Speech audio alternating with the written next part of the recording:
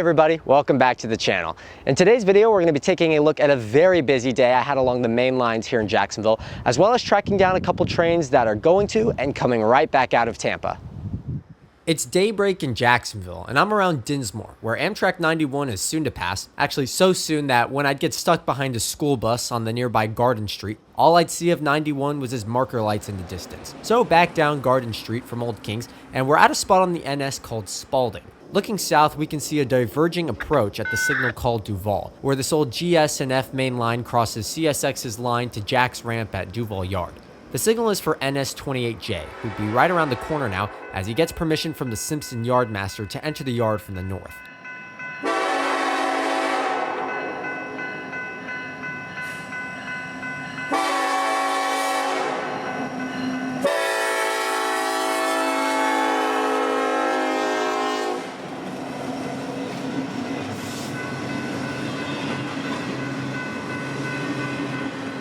Like I said, this is NS28J, a Thursday through Tuesday intermodal train out of Shreveport, Louisiana, and the CP Casey interchange there. Originally, this train is UPZLAAI out of Los Angeles, which becomes the CP Casey 968 on their own trackage, and finally the 28J to Jacksonville. With a 15:30 departure out of Inman Yard in Atlanta, this train is usually only seen pre-dawn, which would pretty much be the case today, as 28J brings his long string of containers into the yard.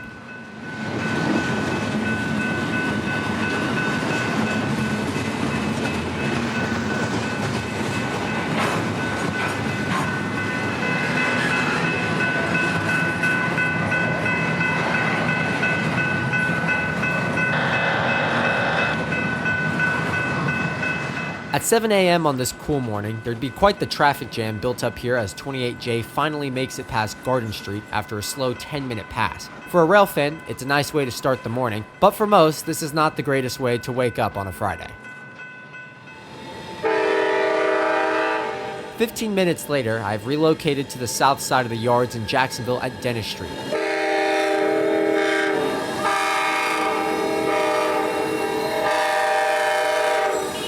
Where in moments, Amtrak PO91 would be rolling through with a lovely pair of P42s.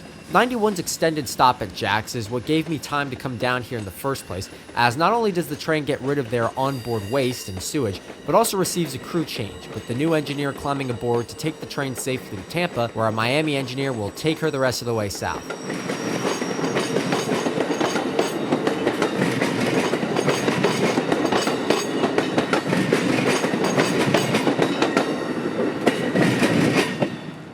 Jacksonville would be popping off this morning, as usual, as with PO91's passing, NS Train 330 would get signals into Simpson Yard from the south.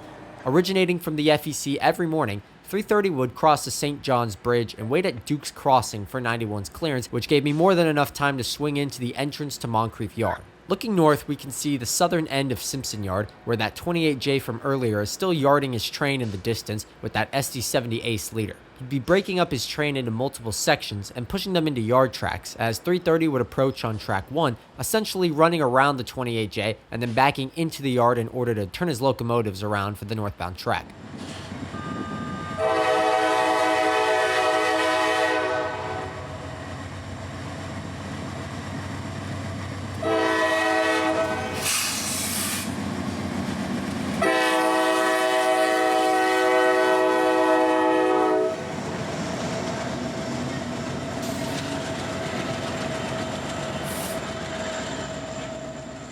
.330 is daily freight out of Baldwin Yard on the FEC to Macon's Brosnan Yard on the NS. Traveling this FEC connection track to NS and then the GSNF later today towards Valdosta and Cordele, 330 is a staple around here and would be leaving in the next couple of hours. I wouldn't stay for that, however, as the radio would clue me in on a local departing Moncrief Yard, which is just across the road from here.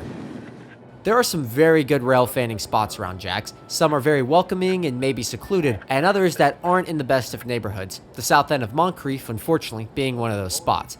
So south on US 17 I'd go to a much friendlier area at St. John's, where a medium clear signal would already be displayed for train L711. 711 is a daily local out of Moncrief who runs down the Sanford sub to Palatka and back, usually with an EMD leader, today being no exception, as he'd round the corner soon enough with engine 4054, leading a string of products for the greater Palatka area.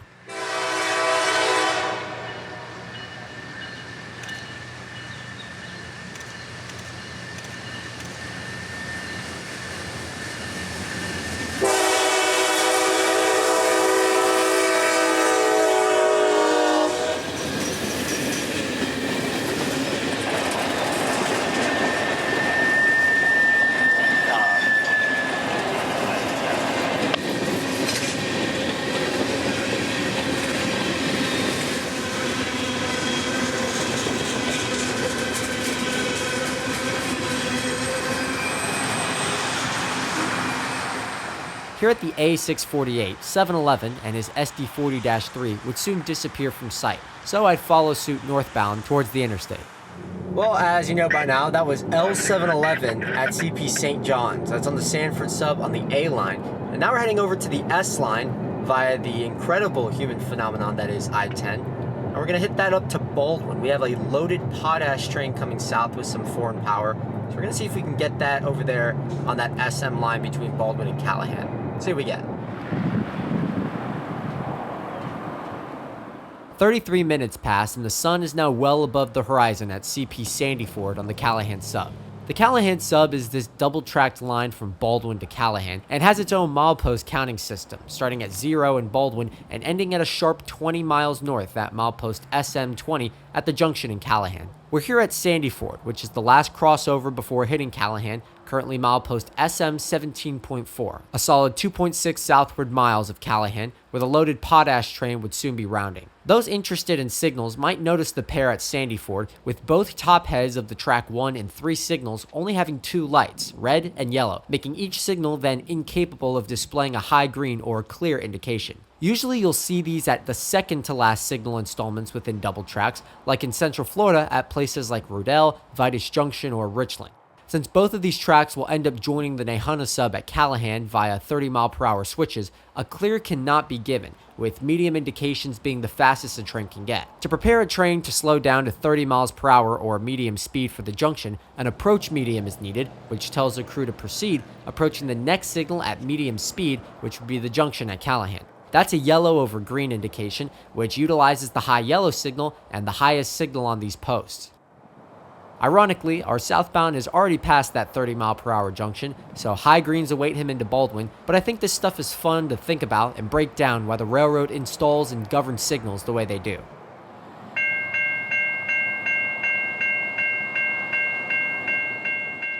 Back to work now, southbound B241 is knocking at the door, with quite the train of Tampa-bound potash behind some much appreciated foreign power.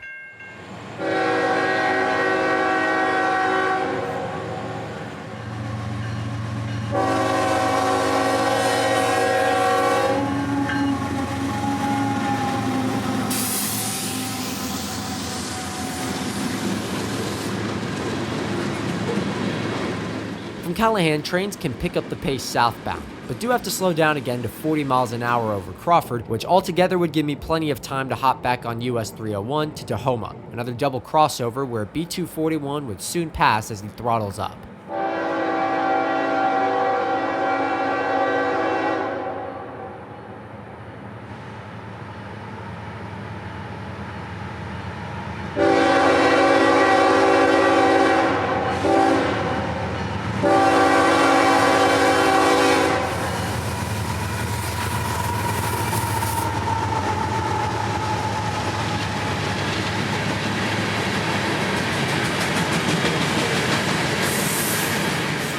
To Briceville, I'd drive next, where after heeding the 40-mile-per-hour speed limit reduction through town, I'd beat the 241 by just a few minutes. This SM line opens up after Crawford with 60-mile-per-hour freight running, and 241 would now be doing every bit of it as he'd approach Baldwin.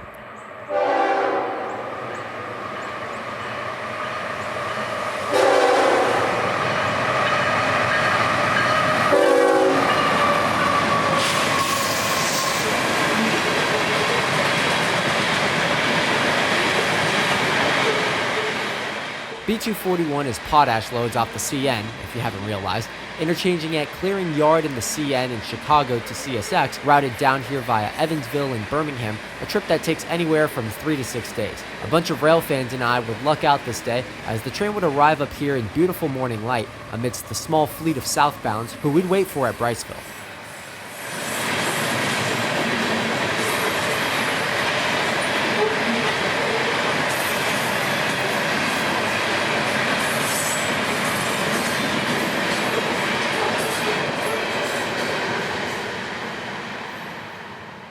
Many North Floridians probably look at Briceville as another tiny sleepy town along the quick US 301, and while they're not wrong by any means, it's still very busy because of the railroad and the double track that carries priority trains all day and all night long. Newest in Briceville city limits would be M209, with an interesting consist of power and intermodal leading autoracks for Baldwin and Jacksonville.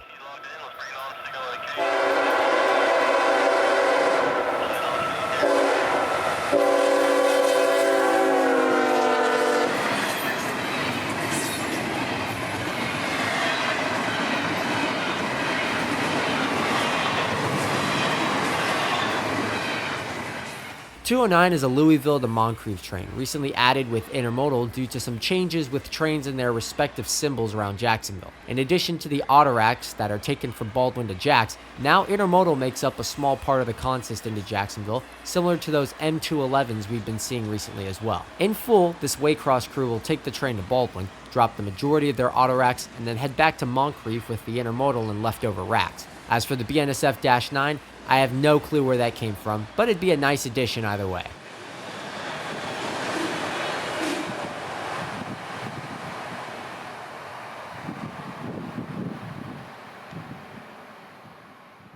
A bit of time goes by, and here comes another Southbound, also doing every bit of track speed, with a loaded train of rock for Central Florida after a midday hiatus at Baldwin.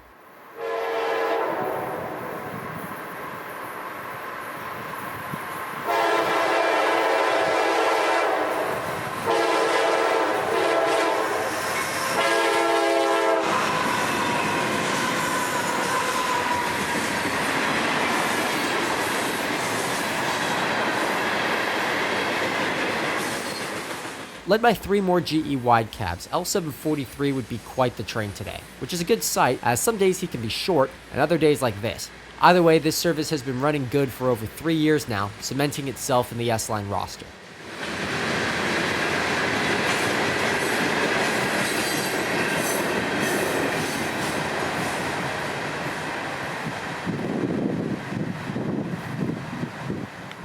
An hour passes and we find ourselves in Callahan, where lunch would await and a stop at the old depot here would yield some local history. Behind me is the Florida Railroad's Callahan Depot. It's actually the second rendition of it, as the first one that was built here was burned in a fire in 1911. But this one was built shortly after, which makes it over a century old now. Now, between Fernandina Beach and Cedar Key was the Florida Railroad. It was built by David U. Lee between 1856 and 1861. And at the time, Cedar Key was that main Gulf Coast port before Tampa became what it was because of Henry Plant and his railroad to there, the A-line nowadays. But at the time, this was the main route between Fernandina Beach and the Atlantic coast, and then obviously the west coast of Florida at Cedar Key. It was built, took 5 years to build, and it came through here at Callahan, crossing the ACL down there at where the junction is nowadays. So there actually used to be a diamond here, as this route used to go through Yulee and all the way to Fernandina Beach. Now, we'll cover it soon, but the line to Fernandina via Yulee is still there, and it's now the First Coast Railway. And then obviously from here in Callahan to Yulee is no more. But we are actually standing on the exact roadbed where that line used to be. So the junction here at Callahan used to be a diamond, and just like so many other places in Florida, like Zephyr Hills and Owensboro and places in Tampa, when the two combined, ACL and SAL, a lot of lines were merged and a lot of them became irrelevant, including this one that we're actually standing on right now. Between the busy junction, small town full of local businesses and community, and laid-back atmosphere, Callahan is quickly becoming one of my favorite spots to grab a bite and watch the trains appear, which we'll soon see more of. But for now, I'd do some exploring and end up at Dial Hill, a handful of miles north of town. At milepost A619 sits Dial Hill and the Singly Defect Detector. While the name of the DD is still unknown to me, this spot is known as Dial Hill because of the perpendicular Dial Road that crosses the A-line just south of a steady incline that brings the A-line from the low countrysides and farmland of Callahan into Hilliard at the top of the hill. Here amidst the birds and loud insects on this warm September afternoon is some of the best Floridian railfanning along this busy main line, which seems to be active this afternoon with a green signal and a distant horn echoing from the southward town. IO32 would be our next train, passing the wildflowers and many butterflies that dine within, with intermodal for Baltimore.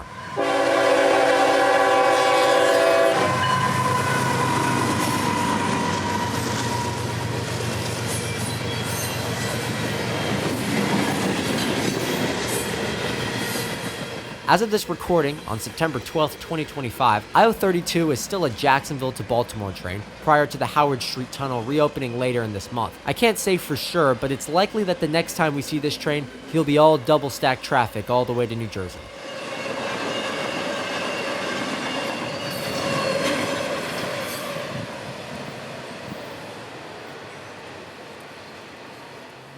Back to Callahan I'd go, as southbound I-143 would be approaching now from the north, and with the sun now in a great angle for a southbound shot, I'd walk up the US 301 bridge sidewalk for a shot. A high green at South Callahan would guarantee 143's arrival in just a few minutes, which would occur as his SD70 Mace leader would round the bend into view, crossing over at the junction in order to make way for I-026 coming north.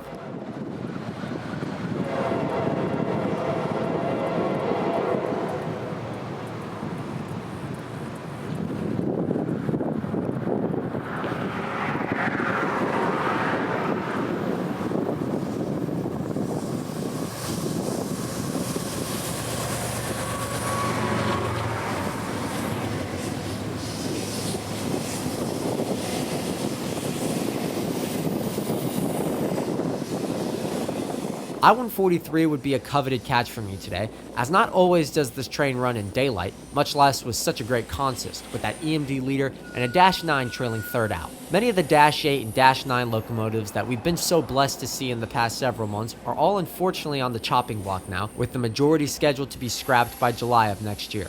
So catches like these will become even more rare, yet valuable to the railfan and railroad history in its entirety.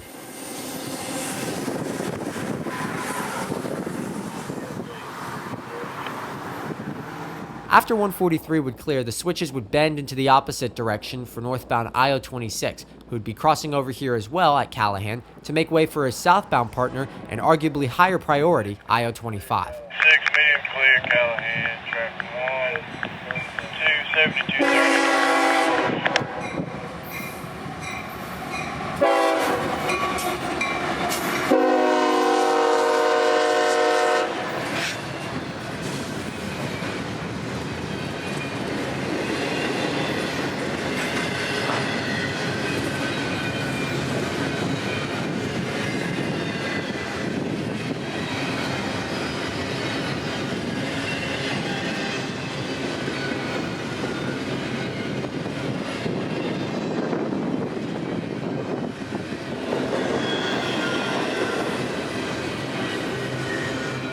In just a few minutes, I-026's massive train would soon clear, as his 2+ miles of Chicago-bound intermodal rounds the northbound bend towards Dial Hill and Hilliard, where he'll meet that I-025. That being said, I knew I'd have about 10 minutes to relocate, which would place me on the Sunlit side of the train, as I-025 rolls south at track speed, with not a soul in his way to Jacksonville.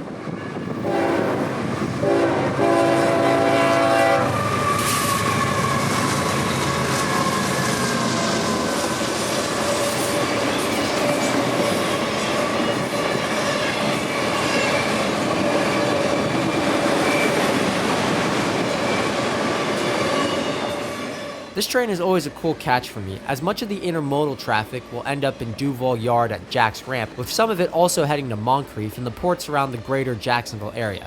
Also on this train is much of the traffic that makes up the I-044 and I-045 pair in and out of Tampa, which, as many returning viewers will note, is a very well-documented train on this channel.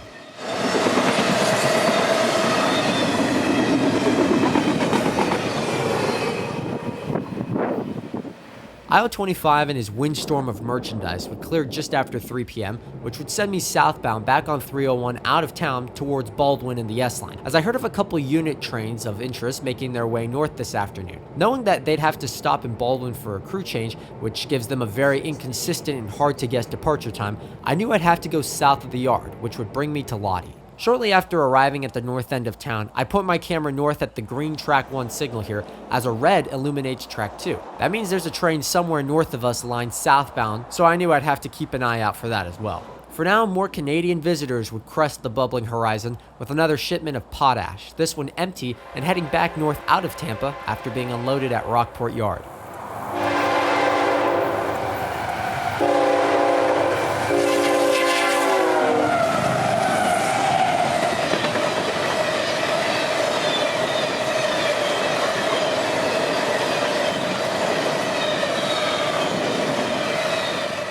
This is B240, which is the northbound counterpart of that B241 we saw earlier today north of Baldwin. Although the power wouldn't be terribly interesting on this one either, with more CNGVOs, I wanted to catch this train as it's not common to catch both northbound and southbound counterpart trains in the same day, much less just a few hours apart from each other in daylight. Tampa seems to get bursts of these trains, with 3 or 4 running south in a couple of weeks, then not running at all for a short time, before coming back and restarting the cycle. It's always hard to tell though, since everything in this train is being offloaded and transferred to ship for a Caribbean customer, and obviously, CSX plays by their rules.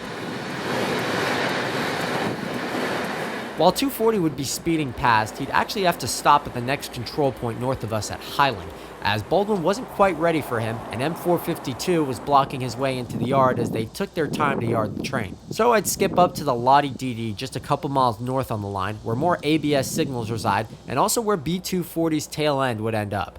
Similar to the old relics along the SX line to Miami, and I believe still the Campville defect detector south of us on the S line, Lawtey still hosts an old Seaboard bungalow, still here in its classic Seaboard cream and green paint scheme. These are always cool for me to see, and hopefully in the coming weeks, we'll be able to find even more old artifacts around here. For now though, things are heating up on the S line once again, as another northbound comes into view, this one calling as EO40, more empty coal out of Orlando's Stanton Energy Center, but since that B240 was still in the way, he'd have to come to a stop right here at this defect detector as track 2 finally clears with the approach of M603 from the north. 60312, see exact station 504. Got a clear signal at the Highland southbound out.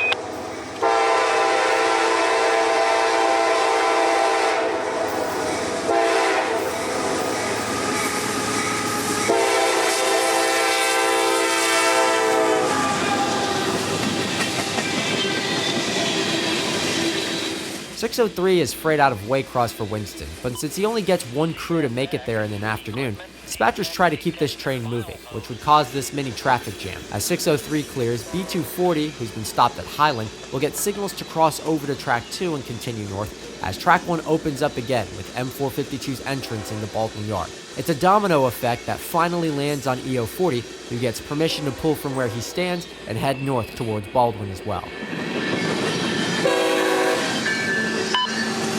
CSX Equipment Defect Detector, milepost 669.3, track 1. North from Lawtey, I'd leapfrog the slow-moving EO40 past Highland to a spot on the railroad called Hugh. While it shows up on maps if you search for Hugh, Florida, there are no residents here or even official town name, just the S-Line, US 301, and a large rock distributor that receives cuts of aggregate from the weekday L752 local. Profiled to run and operate here Sunday through Thursdays, L752 would be nowhere around on his Friday off as more ABS signals light up green for EO40, who wouldn't be crawling out of a stop anymore.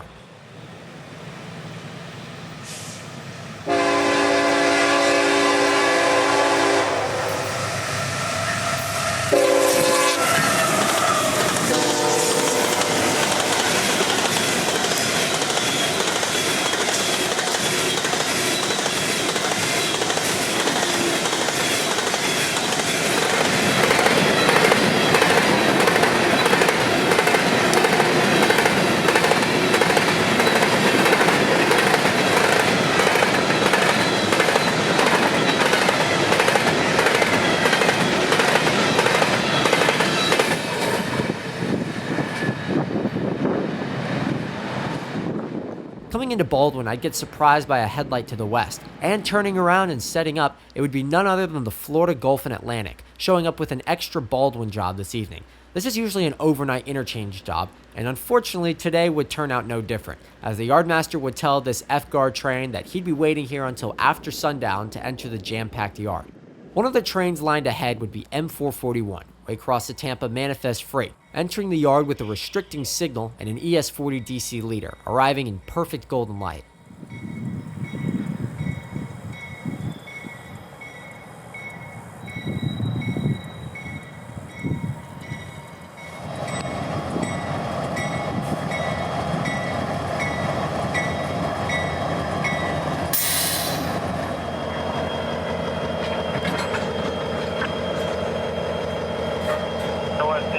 Grab that EOT off. Cut the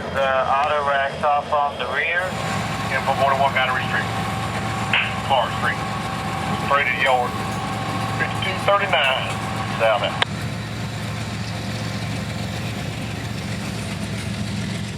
With quite the train today, I knew it would take 441 quite a while to get into the yard, and hearing job briefings to the east of me, I'd start heading that way, confirmed by a high green at East Baldwin for Tampa-bound intermodal I-045.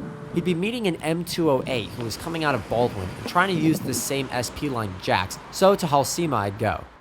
This flashing green flanked between two reds is known as a limited clear signal, which directs that I-045 around the M208, who's now eager for 45 to pass, now 20 minutes into about a half-hour wait.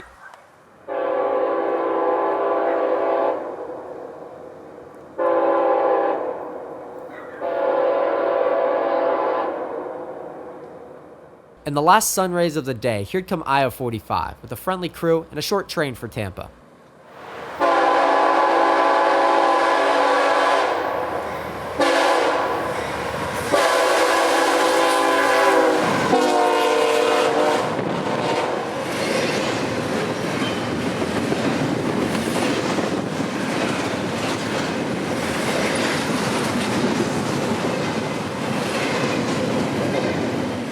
Finally, M208 gets the signals to head out eastbound to Moncrief, where he'll pick up some intermodal and more auto racks and take them the rest of the way with him to Radnor Yard in Nashville.